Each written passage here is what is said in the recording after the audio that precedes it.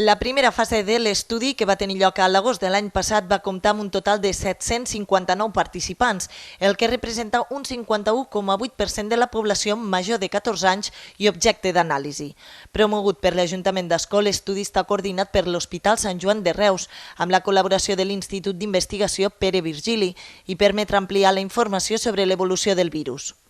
Aquest estudi, l'objectiu era doble. En primer lloc, era conèixer la infecció, la incidència i la prevalença de la malaltia del Covid a Ascó, i l'altre, i potser més important, és conèixer l'estat immunològic d'aquelles persones que havien tingut ja contacte o havien tingut la malaltia amb el virus, i per tant veure si aquests anticossos es mantenen al llarg del temps, pensant que si es mantenen al llarg del temps això ens protegirà a futur contra aquesta malaltia vírica. Els resultats de la primera fase van permetre detectar una baixa incidència del virus entre la població d'Ascó, amb un 98% de serologia negativa. De la resta, 14 participants van ser detectats amb anticossos positius i 4 amb anticossos indeterminats. L'estudi va permetre detectar un cas positiu per PCR. Per a la segona fase repetiran les analítiques sobre la mateixa mostra.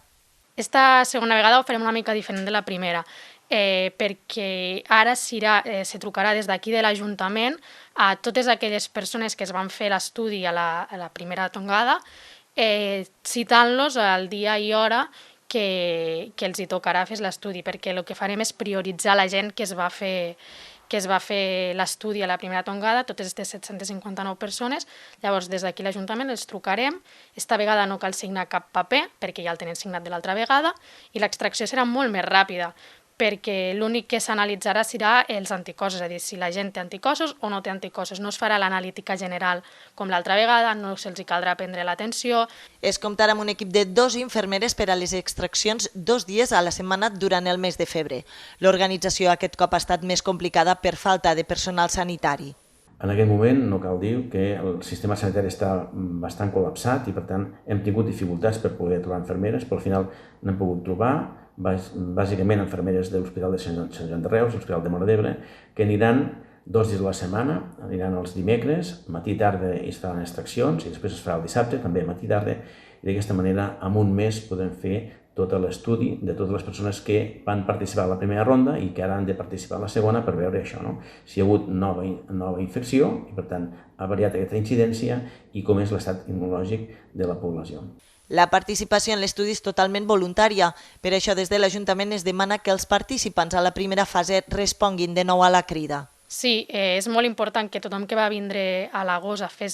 la primera fase de l'estudi torni a vindre a esta segona fase. Més que res, per un mateix és important perquè saps si has pogut passar la malaltia o no, però sobretot perquè estem parlant d'un estudi que està realitzat juntament amb un hospital com l'Hospital de Reus, i al final el que volem és reforçar la validesa d'aquest estudi. Llavors és importantíssim que tothom que va vindre a l'agost torni a vindre ara per reforçar la validesa de l'estudi i que al final